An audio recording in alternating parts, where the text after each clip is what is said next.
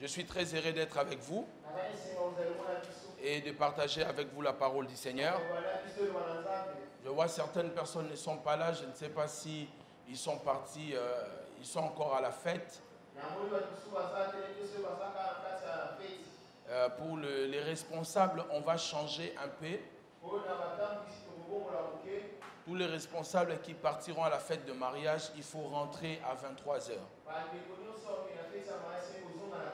Responsable. Le responsable. Parce que vous devez être au culte. Ce n'est pas les mariages qui doivent vous empêcher de ne pas participer au culte. Donc, comme le samedi passé, le samedi écoulé, il y avait un mariage. Ce samedi passé, il y avait un autre mariage. Et le samedi prochain, nous aurons encore un autre mariage. Donc, il est demandé à tous les responsables de quitter le mariage à 23h. Pour aller préparer les cultes. Ne prends pas seulement le temps de manger et de boire, mais aussi de préparer les cultes. Amen. Que Dieu nous bénisse abondamment. Nous sommes dans la joie d'être dans la maison du Seigneur. Ce matin, je vous invite à lire des textes de la Bible avec moi. Et ces deux textes de la Bible nous serviront de fondements et de bases pour l'enseignement et la prédication d'aujourd'hui. Le premier texte est dans Genèse chapitre 40,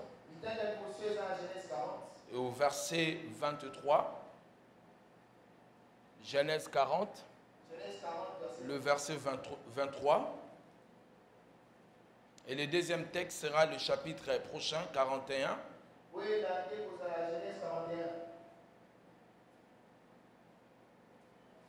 Le verset 9. Le verset 9. Est-ce qu'on peut se tenir debout, s'il vous plaît, pour la lecture de la parole du Seigneur? Genèse chapitre 40, verset 23. Je lis pour vous. Les chefs des échansons ne pensa plus à Joseph, il l'oublia. Dis après moi, il oublia. Et nous lirons Genèse chapitre 41, nous lirons le verset 9. Alors le chef des échansons prit la parole et dit à Pharaon, je vais rappeler aujourd'hui les souvenirs de ma faute. Amen. Vous pouvez vous rasseoir dans la présence du Seigneur, que Dieu nous bénisse abondamment. Que l'Éternel Dieu nous fasse du bien à travers cette parole. Pour certains, les gens diront que la vie est un combat. D'autres diront que la vie est une bataille. D'autres diront que la vie est un jeu. Et certains diront même que la vie est une école. Alors, quand vous regardez vraiment la vie de près, c'est toutes ces choses-là, c'est ce qui forme la vie. Des fois, la vie peut être une bataille. Des fois, la vie peut être un jeu. Et des fois, la vie peut être une école. Et ce matin, je vais présenter la vie comme une école. Je vais expliquer la vie comme une école. Alors, lorsque nous partons à l'école, nous partons pour apprendre quelque chose qu'on ne connaissait pas, quelque chose qu'on ignorait, quelque chose dont on n'avait pas assez d'informations, quelque chose dont nous ne maîtrisons pas comme il faut. Nous partons là-bas pour apprendre, pour tirer des connaissances, afin de nous permettre d'affronter les prochaines étapes de la vie. Pas seulement d'affronter les prochaines étapes de la vie, mais aussi avoir une expertise, avoir une expérience par rapport aux choses que tu as apprises. C'est ça, en fait, l'école. L'école t'ajoute seulement une connaissance. Mais cependant, lorsque vous partez à l'école, je me rappelle un jour, mon fils partait à l'école. Il était encore trop jeune, enfin il est jeune, il partait à l'école. Alors il dit, moi papa, je suis fatigué de l'école. Ça fait quelque temps. Mais je me suis dit à l'intérieur de moi, mais si cet enfant savait qu'il a encore plusieurs années devant lui, de faire la même chose. C'est-à-dire, même quand on aime l'école, mais au bout d'un moment, l'école nous fatigue. On se sent fatigué de l'école. Je me rappelle quand j'étais à l'université, lorsque je suis arrivé en deuxième année de droit, en deuxième licence, comment j'étais fatigué de l'université. Je n'avais plus envie de partir. Et frère Yann connaissait ce que je suis en train de dire. Quand tu arrives à l'année terminale, tu participes au cours difficilement. C'est tellement fatigant, ça devient saoulant et tu n'as pas envie de continuer.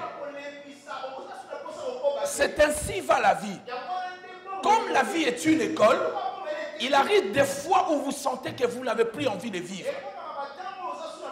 Vous avez envie de baisser les bras. Vous avez envie de tout abandonner. Vous avez envie même de mourir. D'autres l'ont fait peut-être comme moi. Tu dis à Dieu, donne-moi la mort. Comme Élie l'a fait aussi. Dans l'école de la vie, à un certain moment, il a dit, Dieu, donne-moi la mort, je vais mourir. Il a senti que l'école était tellement dure. Mais la différence avec l'école de la vie et l'école du monde, l'école du monde prend fin. Mais l'école de la vie ne prend jamais fin. Et il n'y a personne qui est diplômé de l'école de la vie. Le seul diplôme de l'école de la vie, c'est la mort. Tous les jours, la vie va t'apprendre quelque chose. Tous les jours, tu seras informé d'une situation quelconque. Ouf. Écoutez-moi. Dieu parle à Élie. Va chez la veuve. J'ai ordonné à la veuve de te nourrir. Élie est excité. Il dit, oh, comme il y a la famine, moi je vais bien manger. Mais lisez la Bible. Dieu n'avait pas préparé la veuve. Il n'avait pas parlé avec la veuve. Mais il dit à Élie, va. J'ai ordonné. Élie était tellement excité en pensant que Dieu avait déjà parlé avec la veuve. Quand Élie arrive, Élie trouve une femme qui n'est pas avertie par Dieu. D'ailleurs, cette femme dit à Élie, mais toi tu es quel genre d'homme de Dieu? Il me reste un peu de farine, un peu d'huile. Et tu me dis que c'est Dieu qui t'a dit. Mais quand Élie partait, Dieu lui avait dit, j'ai ordonné, j'ai préparé le terrain. Vas-y là-bas. Laisse-moi te dire une chose.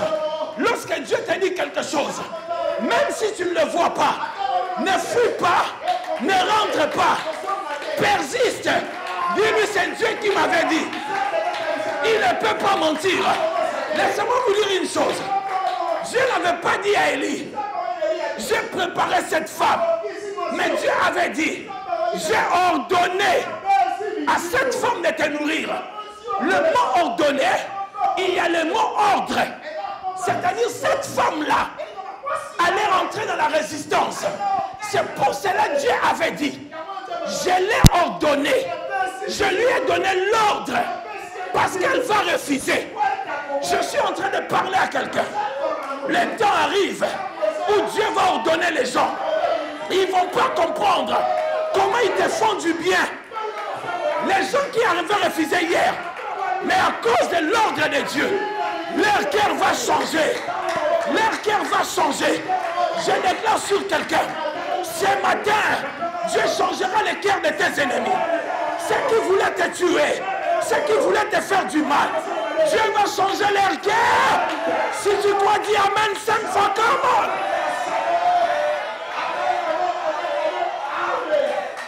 Dieu changera leur cœur. Alléluia. Dis après moi la saison de la contradiction. L'école de la contradiction. Dis encore plus fort que ça, l'école de la contradiction. Je vais t'entendre bien, l'école de la contradiction. La deuxième école que Joseph est entré, c'est l'école de silence. On l'a arrêté. Il n'avait que 17 ans. On a pris sa tunique. On l'a déchiré. Il est resté peut-être nu. Il avait peut-être presque rien comme vêtement. Mais avec les promesses de Dieu, beaucoup d'entre nous, nous croyons parce que Dieu nous a promis que nous ne traverserons pas de moments difficiles. Nous ne traverserons pas de crises. Tu peux traverser des crises avec les promesses de Dieu. Mais ce qui va t'aider, c'est que si Dieu permet qu'un problème t'arrive, c'est qu'il a préparé un moyen pour te faire sortir de là. Dieu ne permet pas que le mal nous arrive. S'il ne tirera pas un bien dans ce mal-là, s'il ne changera pas le bien, le mal-là en bien, sinon il ne permettra pas que le mal t'arrive. Si tu le vois permettre cela, c'est que ce mal-là deviendra un témoignage. Deviendra un grand témoignage pour toi. Il est vendu. Dieu ne dit rien. Mais j'ai tes promesses. Pourquoi tu ne dis rien? Il est vendu. Et j'imagine, lorsqu'il est vendu, c'est son père qui l'a envoyé. Son père espérait, mon fils bien-aimé, le fils que j'aime beaucoup, va revenir. Vous savez, si vous avez des enfants, à un certain âge, tu ne fais plus des choses pour toi, mais tu les fais pour des enfants. Tu vas acheter une veste, tu dis non, je préfère acheter les vêtements des enfants. Donc, Jacob, il aimait Joseph de toute sa force. C'était l'enfant de la femme qu'il a beaucoup aimé.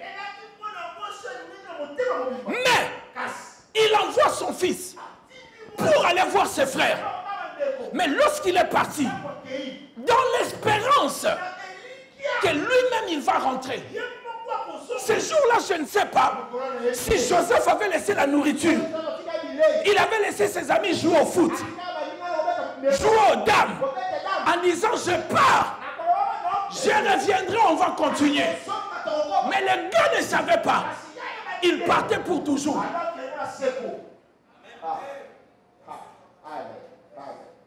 Il a été vendu. Il n'avait que 17 ans. Il ne connaissait personne là où il partait. Il ne connaissait pas la langue. Il ne connaissait pas leur culture. Il ne partait pas un homme libre. Regardez les choses que Dieu nous fait par moment. On a l'impression qu'il nous abandonne. Mais son chemin vers la gloire passe par la souffrance. Une personne qui n'a jamais connu la souffrance ne comprendra pas ce qui souffre. C'était le chemin de la gloire. Mais dans cette saison-là, Dieu est silencieux. Est-ce que ça ne vous est jamais arrivé? Tu traverses une situation difficile, mais Dieu ne te donne même pas un songe, même pas un mot. Tu pries, tu sors de la retraite, tu rentres dans la retraite. Dieu ne te donne même pas une vision. La saison où Dieu est silencieux. Dieu, il ne travaille pas avec des bruits. Il travaille toujours dans les silences. Quand Dieu ne parle pas, cela ne veut pas dire qu'il n'agit pas. Quand il ne parle pas, cela ne veut pas dire qu'il ne travaille pas. Lorsqu'il est silencieux, c'est-à-dire ce qu'il est en train de faire est tellement important qu'il ne peut pas parler. Quand tu ne vois pas Dieu parler dans ta vie, c'est qu'il est en train de faire des choses importantes dans ta vie. Ne baissez pas les bras. Ne pensez pas qu'il t'a oublié. Il a besoin de la concentration. Il a besoin de regarder ce qu'il est en train de faire. D'éviter toute forme d'erreur. C'est pour cela qu'il est silencieux. Donnez-moi un amen pour que je te prêche. Un amen pour que je te prêche. Le mot désert C'est un mot en hébreu qui veut dire silence. Lorsque tu traverses les déserts, en fait, le désert, ce n'est qu'un moment de silence. Où Dieu ne veut pas de bruit. Il veut rester seulement avec toi. Il veut travailler avec toi. Il veut façonner ton cœur. Il veut préparer ton cœur. J'imagine Joseph attaché sur les chars de Madianite. Il est en train de partir à un endroit inconnu. Il avait envie de dire quelque chose à son père. Même dire à son père, on m'a vendu. Mais sa voix ne pouvait pas arriver là où son père était. Des fois, nous crions. Nous avons l'impression que nos voix ne traversent pas. Dieu nous fait passer des circonstances. Par moments, on se dit, est-ce que Dieu est là? Est-ce que Dieu est en train de nous entendre? Est-ce qu'il est en train de nous voir? Ça arrive, ça m'est arrivé. Où je me disais, est-ce que Dieu est vraiment vivant? Est-ce que je ne crois pas à un vide, à quelque chose qui n'existe pas? Ça nous arrive. Où tu regardes les choses autour de toi. Tu dis, mais il est où, c'est Dieu? Pourquoi il ne voit pas? Pourquoi il ne parle pas? Pourquoi il ne fait pas bouger les choses? C'est la saison des silences. Mais il est en train de travailler. Il est en train de faire quelque chose. Pour ceux qui prennent les avions souvent, lorsque vous montez dans l'avion, vous aurez l'impression que l'avion fait des surplaces. C'est comme si l'avion ne part pas. Mais en ces moments-là, l'avion part avec une grande vitesse. Ça fait 20 fois que la vitesse d'une voiture en ville. Mais tu auras l'impression que tu es sur place. C'est pareil avec Dieu. Quand il travaille, tu auras l'impression que tu fais les surplaces. Mais à un moment, on va t'annoncer d'attacher la ceinture parce que nous sommes arrivés. Le temps est arrivé, mes chers amis. Que Dieu puisse te bénir. Que tu sortes de la saison de silence. Et que Dieu fasse des bruits de promotion. Le Dieu qui est dans le silence. Quand cette saison-là finit, lui-même il fait le bruit à ta place. Personne ne fera de bruit à ta place. Si tu crois, dis Amen 5 fois. Comment? Alléluia. Asseyez-vous, je vais vous dire quelque chose. C'est la direction de Dieu. Il a fait ça avec son fils. Son fils à la croix, il a dit Eli, Eli. Lama sabakatani. Mon Dieu, mon Dieu. Dans le psaume 22, la Bible dit, Jésus, le psalmiste est en train de dire, mon Dieu, pourquoi m'as-tu abandonné? J'écris les jours, j'écris la nuit, tu ne m'entends pas.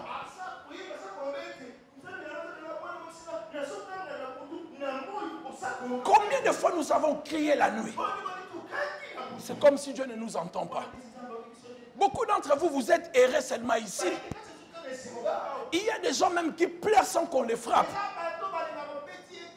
Ici, tu souris seulement quand tu vois les gens. Mais quand tu es seul, tu es perdu dans tes pensées. Personne t'a giflé, mais les larmes coulent. Des fois, quand nous dormons, toi, tu ne dors pas. Tu comptes le plafond. Tu ne sais pas comment demain va se passer. Est-ce que Dieu est toujours là? Est-ce qu'il est en train de me voir? Est-ce qu'il sait au moins que j'existe? C'est la saison des silences. Dis à ton voisin, c'est la saison des silences. Je vais t'entendre bien. Parle à 3 personnes, la saison des silences. Dis-leur, la saison des silences. Plus fort que ça. Dis-leur, école de silence. Dis-leur encore 3 fois, école de silence. Et Dieu est silencieux. Dieu ne parle pas. Dans cette école-là, il ferme la bouche. Mais Dieu, qu'est-ce qui se passe? Mais quand on grandissait, moi, j'étais plus intelligent que ces gens. C'est l'école des silences. La 3e école est l'avant-dernière. L'avant-avant-dernière. La 3e école, c'est l'école de la fausse accusation. Qui d'entre nous n'a jamais été faussement accusé? Quelque chose que tu n'as jamais fait. Quelque chose que tu ne connais pas.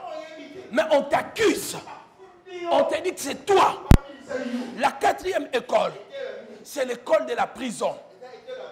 Et dans l'école de la prison, il y a une autre sous-école.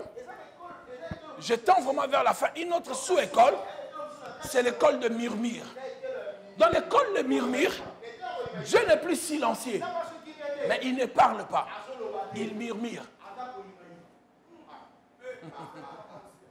Dans l'école de murmure, il ne parle pas. Mais il murmure. Vous savez, Dieu par moment ne parle pas, mais il murmure. Et quand Dieu murmure, c'est-à-dire il ne te donne pas tout. Il te donne juste le peu. Qu'est-ce qui se passe dans l'école de murmure? Dans l'école de murmure, dans Genèse chapitre 39, du verset 21 au verset 23, entre les deux versets, le mot l'Éternel était avec lui, se répète 3 fois. C'est-à-dire il est en prison, mais il voit la faveur de Dieu. Dans l'école de murmure, tu dors sans argent. Tu ne sais pas comment tu vas faire le matin. Mais quelqu'un vient te voir pour te laisser $10. Quelqu'un te dit, ah, j'avais pensé à toi. Quelque chose m'a saisi, je voulais seulement te laisser $5. C'est l'école des murmures. Dieu ne commence pas encore à agir. Mais Dieu commence à te montrer. Les temps où je vais parler, ça arrive. Je commence d'abord par murmurer. Je commence à faire des choses. Pas totalement, mais je te donne quand même. Tu ne sais pas comment payer les études des enfants. Mais du coup, tu viens à l'église. Une maman à l'église dit, je vais payer les Minerval pour tes enfants. C'est l'école des murmures. Dis après moi 5 fois l'école des murmures. Je vais t'entendre encore l'école des murmures plus fort. Comment? Tu ne sais pas comment tu as fini les études. On avait un jeune homme dans notre auditoire. Il a distingué 5 fois. Un garçon très intelligent qui croit en Dieu, mais ses parents n'ont pas d'argent. Lui, il venait à l'université. Il sautait les murs derrière pour participer au cours. Un garçon très intelligent, mais il vivait la saison de murmures. C'est-à-dire que nous-mêmes dans l'auditoire, on avait la femme d'un ministre, on avait un autre pasteur, on donnait par moment $100 pour payer ses études. Ce jeune homme lui-même, il n'a pas compris comment il a fini les études. La situation était difficile. Mais Dieu a fait de sorte qu'il entre dans la saison de murmures, où Dieu n'agit pas totalement, mais Dieu touche les cœurs des gens pour te faire du bien. Je déclare sur toi, Dieu touchera les cœurs des gens. Les gens vont te faire du bien. Ils ne comprendront jamais, mais ça sera la main de Dieu. Si tu crois, dis Amen 5 fois, comment? La 4e saison, c'est la saison d'oubli. C'est l'avant-dernière saison. L'avant-dernière saison, la saison d'oubli. Cet homme Joseph, il est en prison. Il fait un rêve. Enfin, lui ne fait pas un rêve, mais il y a un chef des échansons et un chef des panetiers. Ils ont fait des rêves la même nuit. Ils sont venus voir Joseph. Joseph leur donne l'explication. Et l'explication tombe exacte. Et les choses se réalisent effectivement. Comme Joseph l'avait dit. Mais bien aimé dans le Seigneur, le Joseph qui interprète les songes, lui-même il a des songes. Mais il n'arrive pas à voir la solution à ses songes. Mais il voit la solution des songes des autres. Des fois dans la vie, on donne les solutions aux autres. Mais à nous-mêmes, ça n'arrive pas. Je suis MC dans le premier mariage. C'est moi qui donne les stratégies aux copines. Elles trouvent tous les hommes. Et elles se marient. Mais moi-même, le mariage n'arrive pas. C'est moi qui leur donne les stratégies, les conseils pour réussir. Mais moi-même, ça ne marche pas. J'aimerais te dire, laissez-les se marier. Ton mariage va dépasser le mariage de tout le monde. Les enfants d'Israël ont nettoyé l'or en Égypte pendant 430 ans. Ils nettoyaient l'or. Mais ils ne savaient pas que l'or qu'ils étaient en train de nettoyer les appartenait. Les jours où ils sont sortis de l'Égypte, Dieu leur a dit, prenez les vases d'or et partez avec. il y a certaines choses que tu vas voir, tu vas toucher, tu vas palper. Mais ce que tu ne sais pas, demain la chose va t'appartenir. C'est pour cela que quand tu fais quelque chose, prends soin de la chose. Peut-être demain la chose va revenir à toi. Si je te parle, dis Amen 5 fois. Alléluia. Alléluia. Les gens ne savaient pas cela. Et dans cette saison-là, il explique les rêves des gens. Ça tombe pile poil. Ça se réalise comme il dit. Mais lui-même, rien ne marche. Combien d'entre nous ici dans cette salle, lorsqu'on donne les conseils aux autres, ça marche. Mais quand tu appliques les mêmes conseils dans ta vie, ça ne marche pas. C'est juste une saison. C'est juste un temps. Dieu veut que les autres partent d'abord. Mais toi, ta saison va arriver. Un jour, mes bien-aimés, une maman, une mémé à Bruxelles, elle était en train d'attendre le bus. Et comme en Europe, on met toujours l'horaire. Le bus était en retard. Et tous les jeunes gens qui étaient là étaient fatigués. Ils ont regardé l'heure. Ils sont partis. Alors ils ont dit, le bus ne va pas passer. Il faut attendre encore 1 heure. Et mémé est restée là, en train de tricoter. Elle était patiente. Et les gens qui venaient, les laissaient et partaient. Elle était persévérante. Elle continuait à tricoter. Jusqu'à 20 minutes après, le bus est arrivé. En retard de 20 minutes. La mémé a rassemblé ses forces. Elle s'est levée. Elle est montée dans le bus. Et dans le bus, elle était toute seule. Et qu'est-ce qui s'est passé? Lorsque vous partez en Europe, les arrêts de bus ne sont pas comme chez nous. C'est-à-dire, si vous ratez un arrêt ici, le prochain arrêt, ça peut être vers Victoire. Le bus ne peut pas s'arrêter entre ici et Victoire. Le prochain arrêt du bus, ça sera Victoire. Et la mémé était seule. Tous ceux qui étaient partis avant la mémé l'a dépassé. Et la mémé était en train de les saluer. Laisse-moi te dire une chose. Ceux qui sont partis avant toi n'arriveront pas forcément avant toi. Laissez-les partir. Célébrez leur mariage. Célébrez leur bénédiction. Ils n'arriveront pas avant toi. Si tu dois dire Amen 5 fois comme ça. Amen, amen, amen, amen. Lorsque tu pars dans un magasin, tu vois un costume exposé.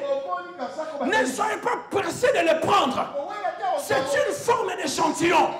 Il y en a encore beaucoup dans les dépôts. Les autres qui se marient, ce ne sont que des échantillons parce que les mariés sont encore dans les dépôts de Dieu. Ton temps arrive où Dieu te fera sortir de l'oubli, où Dieu te fera sortir de l'anonymat.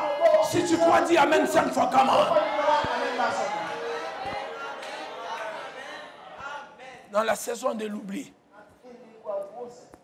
il interprète les rêves et les chansons. Il dit les chansons, quand tu sortiras d'ici, Pharaon va te restaurer. Et il va t'établir encore chef des chansons. Mais quand tu sortiras de la prison, souviens-toi de moi. Quelques jours après, comme Joseph avait dit, les chansons sont sorties de la prison. Mais écoutez comment le texte finit dans le chapitre 40. Le chapitre 40 se termine en disant les chansons oubliées à Joseph. Combien de gens ici on vous a oublié? Tu as fait du bien aux gens. Tu as donné tout ce que tu pouvais donner. Mais les gens t'ont oublié. Il y a un frère qui m'a dit quelque chose hier. Il a donné à quelqu'un $1000 pour trouver la maison. Hier, il était en train de chercher $500. Il a dit à la personne, donne-moi les $500. Je te rends mardi. La personne dit, je n'ai pas d'argent. Alors il n'a pas encore pris la maison. Mais elle a refusé. Elle a dit non. Mais la personne qui lui a donné $1000, et la même personne te demande, prête-moi 500. Mardi, je te rends. La personne a dit, je n'ai pas d'argent. Vous voyez le cœur de l'homme. L'être humain, on peut connaître Dieu. On peut nous enseigner sur le diable. Mais on ne peut pas connaître l'homme. L'homme change tous les jours. Quelqu'un qui a interprété les songes, qui t'a aidé de sortir de la prison, de la mort. Lorsque tu sors de la prison, il oublie Joseph. En fait, les gens ne nous oublient pas vraiment. Mais c'est Dieu qui les empêche de nous aider. Pour qu'ils ne se glorifient pas. Tu peux avoir un oncle riche. Il tente ministre. Mais qui ne fait rien du tout pour toi. C'est simplement Dieu ne veut pas qu'il se glorifie dans ta vie. C'est Dieu qui bloque leur système de pensée.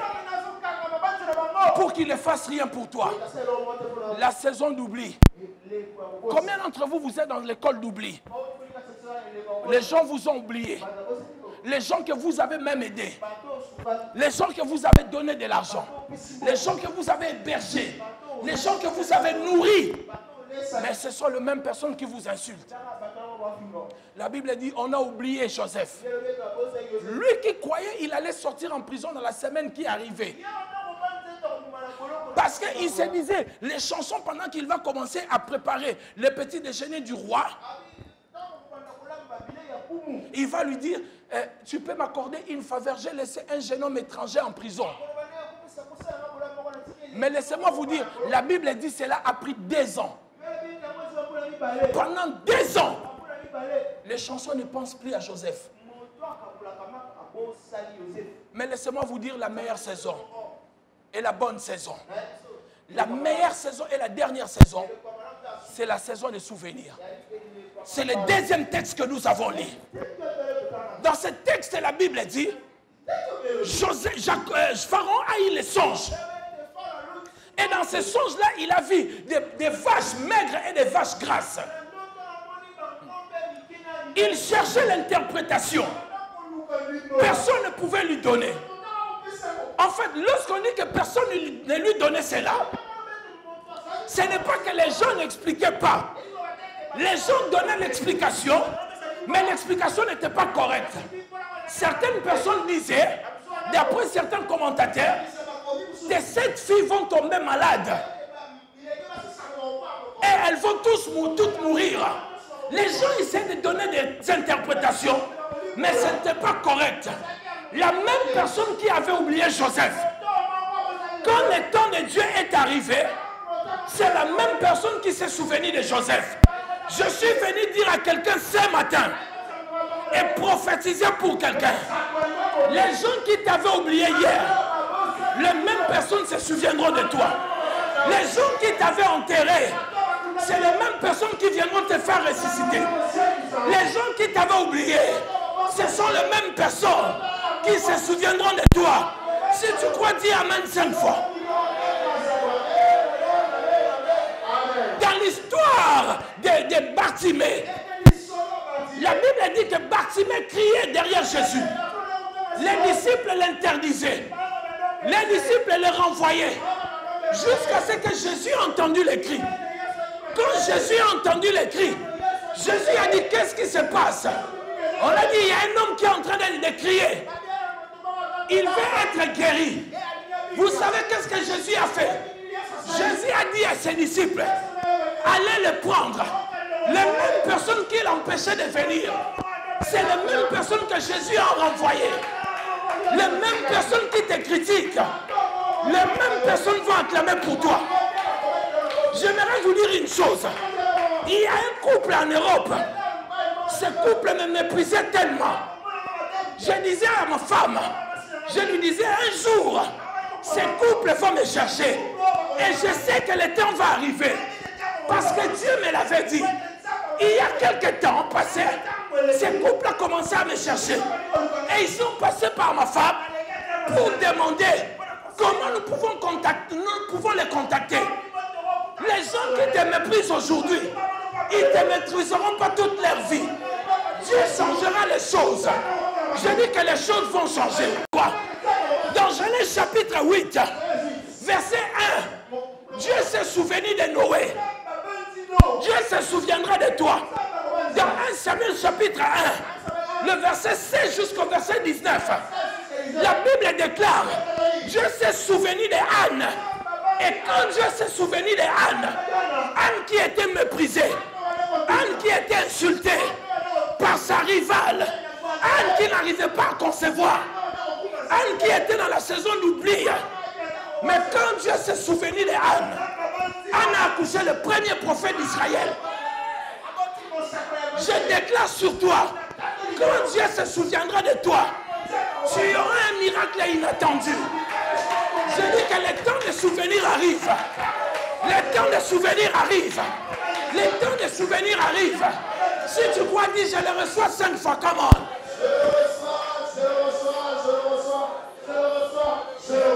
Dans Luc chapitre 1, verset 13, les dieux qui avaient oublié, Élisabeth, Élisabeth qui n'arrivait pas à concevoir. Dans Luc chapitre 1, verset 13, la Bible dit Dieu s'est souvenu d'Élisabeth. Élisabeth a accouché Jean-Baptiste. Je déclare sur toi, cette année ne se terminera pas. Je ne dis pas dans 10 ans. Je ne dis pas dans 5 ans. Je ne dis pas dans 3 ans. Je dis cette année, elle ne se terminera pas. Si je suis un prophète de Dieu, le Dieu que je prêche, cette année ne se terminera pas. Il se souviendra de toi. Il se souviendra de toi. Il se souviendra de toi. Il te fera sortir dans la saison d'oubli. Si tu crois, dis Amen cette fois comment?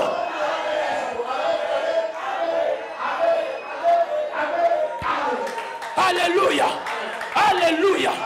Dans Genèse chapitre 30, verset 22, Dieu s'est souvenu de Rachel. Elle qui n'arrivait pas à concevoir. Mais Dieu s'est souvenu d'elle. Cette année, l'Éternel Dieu se souviendra de toi. J'aimerais dire à quelqu'un, nous n'arriverons pas le 31 décembre sans que tu viennes ici donner le témoignage. Oh non, j'ai oublié. Non, j'ai oublié. Peut-être nous arriverons le 31 décembre. Mais avant minuit, l'Éternel Dieu Tout-Puissant, il viendra. Il se souviendra de toi. Je dis qu'il se souviendra de toi. Si tu crois, dis Amen 5 fois comment?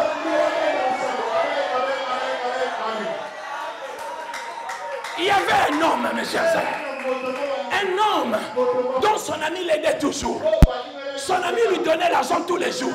Son ami lui donnait l'argent. Et quand son ami donnait, il disait toujours, Dieu m'a donné.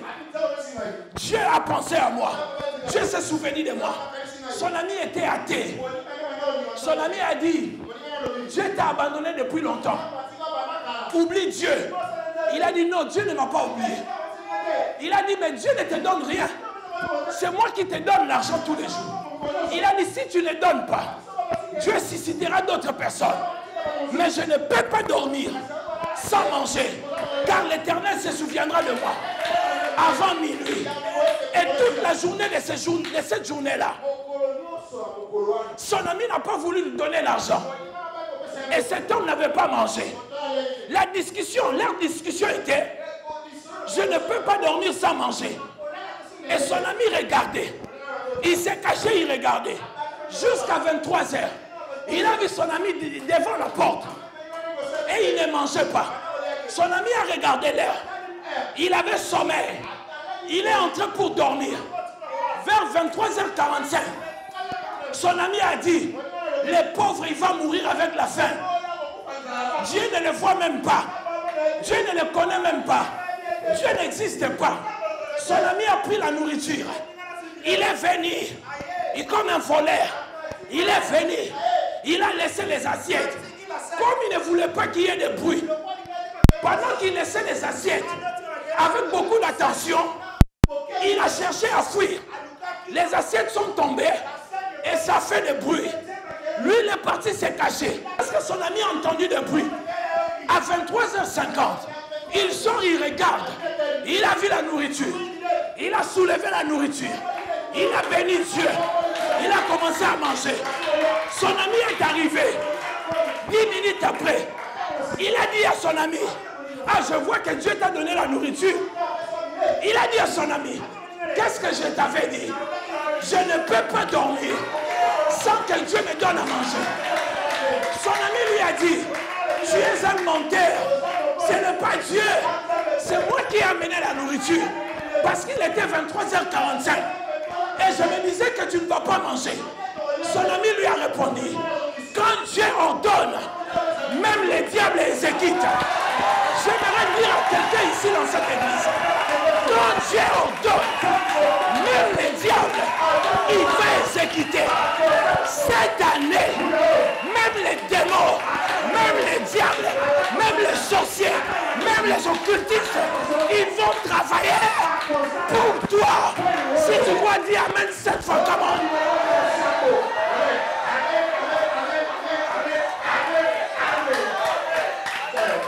Quand Dieu ordonne, même les diables, même Pharaon, il va exécuter. La Bible déclare, les pierres du roi est entre les mains de l'Éternel. Il incline là où il veut. Même les rois, même le président, son cœur est entre les mains de Dieu. Quand Dieu ordonne, qu'il aime ou pas, vouloir ou pas, c'est que Dieu ordonne, ça va se réaliser. Je déclare sur toi, cette année, elle ne va pas se terminer. Dieu viendra te visiter. Dieu viendra te visiter. Dieu viendra te visiter. Si tu crois, lève-toi, dis Amen 5 fois. Comment?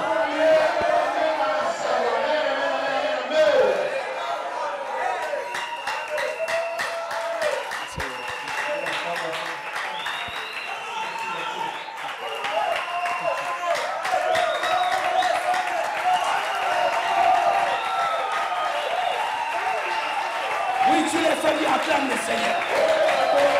De la même manière tu acclames, le miracle arrive dans ta vie.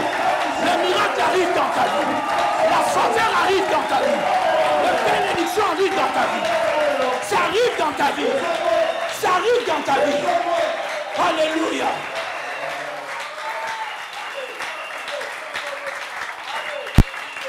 La Bible dit, quand Dieu approuve le voix d'une personne, il dispose favorablement à son égard même ses ennemis. Qui sont tes ennemis? Les diables, les démons, les sorciers de ta famille, les occultistes, les satanistes. Mais quand Dieu approuve, même les démons, ils vont agir à ta place.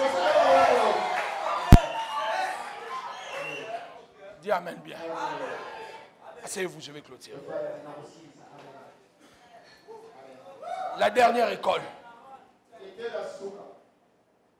c'est l'école de pardon. Joseph qui a été vendu par ses frères,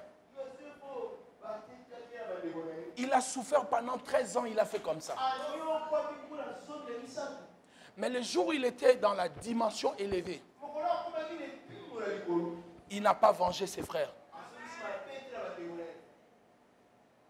Il a donné à ses frères le meilleur qu'il avait. Beaucoup d'entre vous dans cette église, je sais que vous avez été déçus, blessés, même par vos propres parents. Ta mère n'a pas pris soin de toi. Ton père t'a abandonné. Ta mère t'a laissé à 2 ans, elle est partie en Angola. Tu as grandi chez une tante. Elle t'a fait comme ça. Mais quand Dieu va t'élever, c'est que Dieu te demande l'école du pardon. Ne vengez pas. Ne vengez pas. Pardonnez. Joseph avait toutes les raisons pour les venger. Mais Joseph avait reçu le cœur de Dieu. Il pouvait pardonner à ses ennemis. Mais bien aimé dans le Seigneur, le pardon ne libère pas la victime. Libère le coupable. La personne qui vous fait du mal, c'est lui le coupable. Elle oublie. Mais c'est toi qui souffres. Donc quand tu pardonnes, tu ne libères pas celui qui t'a fait du mal. Tu te libères de la souffrance, de la vengeance que tu as dans ton cœur. Beaucoup de gens ne progressent pas dans la vie. Parce qu'ils ont Ils ont un cœur de vengeance. Dieu ne les bénit pas parce qu'ils ont un cœur de vengeance. Moi, le jour où Dieu va me bénir, les gens vont voir. Dieu dit aussi, attends, quand ton cœur va changer, moi aussi je vais te bénir. Lorsque quelqu'un vous fait du mal, vous refusez de pardonner, vous le mettez en prison. Et tout prisonnier a besoin d'un gardien pour le garder. Et Dieu te dira, puisque c'est toi-même qui l'as mis en prison, toi-même sois son gardien. Donc, et la personne qui t'a fait du mal, et toi-même, vous resterez sur place, vous ne pouvez pas évoluer. C'est pour cela, les gens qui ont un cœur de rancune progressent difficilement dans la vie. Parce qu'ils restent dans la prison avec leurs prisonniers. Dis amen bien. Ce que tu dois faire maintenant, quand Dieu va t'élever, pense au mot pardon. Ça va te libérer toi-même. Je vis, bien aimé, les gens qu'on a fait du mal. La personne qui leur fait du mal, le même soir, il est en train de boire un midi. Un régla ou je ne sais pas moi, il est en train de boire. Castelbière, il est en train de boire. Mais la personne qu'on a fait du mal n'arrive pas à dormir. Il tire la couette. En fait, elle tire la couette. Pas de sommeil. Pourquoi tu m'as déjà fait du mal et tu veux prendre encore mon sommeil? Pourquoi tu veux laisser la personne qui t'a blessé et prendre encore ton sommeil? Pourquoi tu veux que la personne qui a pris ton argent te prendre encore ta vie? Elle t'a fait du mal, elle va encore prendre ton sommeil. Pourquoi tu veux lui donner autant de pouvoir dans ta vie? Vous ne savez pas, lorsque vous ne pardonnez pas une personne, vous lui donnez autant de pouvoir dans votre vie. C'est cette personne qui vous contrôle. Parce que vous suivez sa vie à la lettre, à la loupe. Vous cherchez à lui faire du mal.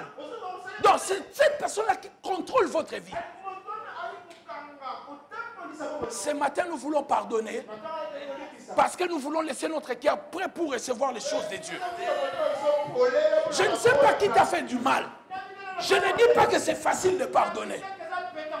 Mais je dis que tu peux pardonner. Donnez-moi un amen bien. Je dis que tu peux pardonner. Je ne dis pas que c'est facile, mais tu peux le faire. Vous savez bien aimé, plus nous grandissons, plus nous avons un cœur dur. Mais quand nous sommes des enfants, on pardonne facilement. Regardez des enfants. Ils peuvent se battre. Après 5 minutes, ils vont jouer ensemble. Mais plus tu grandis, tu rencontres des problèmes. Tu te dis, moi aussi je vais devenir dur. Je ne vais pas pardonner. Mais le pardon vous bloque. Amen. Je vais vous redonner un témoignage que j'avais déjà donné ici. Et c'est là que je vais clôturer. Moi, bon, je me permets de le dire parce que mon père est là, ne cherchez pas à savoir où est-ce qu'il est. J'avais un problème avec mon père. Lorsque je grandissais,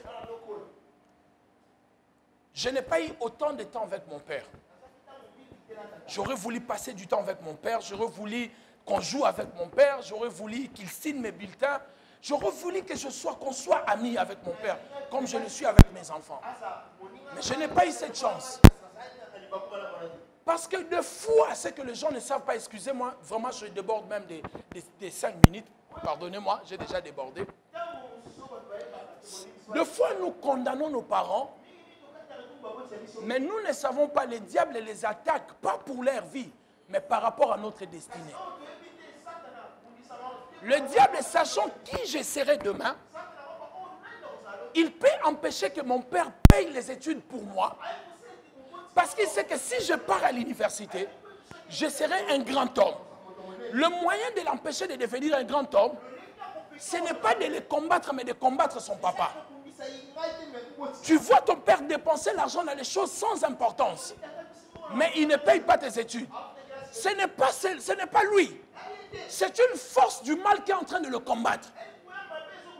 Pour combattre ta propre vie.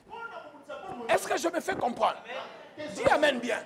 Des fois, on peut en vouloir nos parents, mais nous ignorons les forces du mal qui se cachent. Et je n'ai pas eu ce temps avec mon père. Je peux vous dire la vérité. Je n'avais pas assez d'amour pour mon père. Je dirais même que je n'avais pas d'amour pour mon père. Parce que je n'ai pas eu ce temps. Ces fibres-là qui créent de l'amour.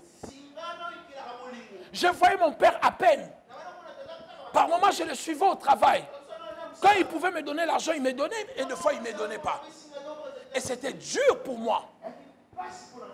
Très dur. Et j'ai grandi avec cette rancune-là. Vous ne savez pas, il y a des gens, parce que vous ne parlez pas. Après le séminaire, je vais parler sur la restauration de l'âme. Comment faire sortir les choses cachées dans votre âme. C'est-à-dire, je pouvais voir mon père en parler, mais dans mon cœur, j'avais pas assez de sentiments pour lui. J'avais une colère. Je me sentais un enfant abandonné. Je voyais mes amis à l'école, leurs parents le prenaient. Et moi, je rentrais seul. Des fois, j'ai besoin de le voir. Dis Amen bien. Amen. Et des fois, tu marches sur des larmes parce que tu dis, mais il est où mon père? Ton bulletin, ce n'est pas ton père qui signe, c'est ton oncle qui signe. On te donne même le nom d'un oncle parce que tu ne peux pas porter le nom de ton père. Parce qu'on dit que ton père n'a pas pris soin de toi. Et tu vis avec le nom d'une autre personne qui n'est pas ton nom. Vous pouvez imaginer cette blessure? J'en voulais à mon père. J'avais la colère de mon père. Un jour, Dieu m'a dit, je vais te bénir. Je vais faire de toi un grand homme. Mais tu dois pardonner à ton père. J'ai discuté avec Dieu. J'ai dit, c'est lui qui m'a fait du mal. Ce n'est pas moi. Dieu m'a dit, je t'ordonne de pardonner ton père. Pour la première fois de mon voyage, je revenais de l'Europe. J'ai acheté une belle veste à mon père. 2 vestes, je crois. J'ai pris l'argent, j'ai mis dans une enveloppe. Je l'ai appelé. Pour la première fois de ma vie, d'acheter une veste à mon père. Je l'ai appelé. On s'est croisés. Je ne l'oublierai jamais. À Matongé. Papa est monté dans la voiture. J'ai dit à papa, je voulais parler avec toi. Mon père est toujours souriant. Quand tu parles avec lui, il sourit toujours. Il dit, ah ben je t'écoute, parle. Il ne m'appelle pas tonton, il m'appelle tonton. Il parle. On a commencé à parler. J'ai dit, papa, je voulais te dire, j'ai commencé à rappeler à papa tout le temps où j'avais besoin de lui. Comment j'ai souffert, comment mon cœur était blessé, comment j'avais des blessures, comment j'étais mal, comment j'avais de la haine contre lui. Papa m'a dit une seule chose. Il m'a dit, tu es aujourd'hui homme de Dieu. La seule chose que je peux te demander, c'est de me pardonner. Il a pleuré comme un enfant. Je n'ai jamais vu mon père pleurer comme ça. Il a pleuré en sanglots. Il était en train de trembler. Il a pleuré, il m'a demandé pardon. En fait, le problème, ce n'était pas lui. Le problème, c'était moi. Si je ne l'avais pas pardonné, lui et moi, on allait rester là. Et il n'allait pas être en contact avec mes enfants. Il n'allait pas aussi être tout près de moi comme il est aujourd'hui. Mais aujourd'hui, pas seulement il est près de moi, mais c'est lui qui s'occupe de mes affaires, maison ou terrain que j'achète, c'est lui qui s'en occupe. Et il vient par moment à la maison, je le vois amener des biscuits pour mes enfants. Je comprends qu'il veut se racheter. Ce qu'il n'a pas fait avec moi, il veut le faire avec ses petits-enfants. Parce que quand tu pardonnes, Dieu ouvre des portes pour toi. Et depuis que j'ai pardonné à mon père, pas seulement notre relation a été rétablie, mais Dieu m'a béni. La dernière école, c'est l'école du pardon. Si je t'ai parlé, acclame le Seigneur et dis merci à Dieu.